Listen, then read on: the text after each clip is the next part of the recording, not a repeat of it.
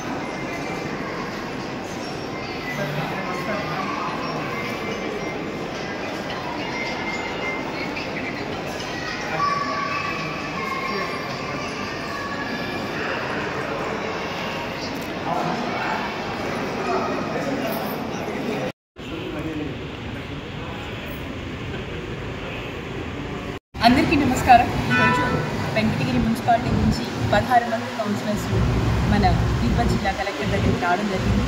తిరుపతిలో అవిశ్వాస తీర్మానాన్ని మన కలెక్టర్కి ఇవ్వడం జరిగింది.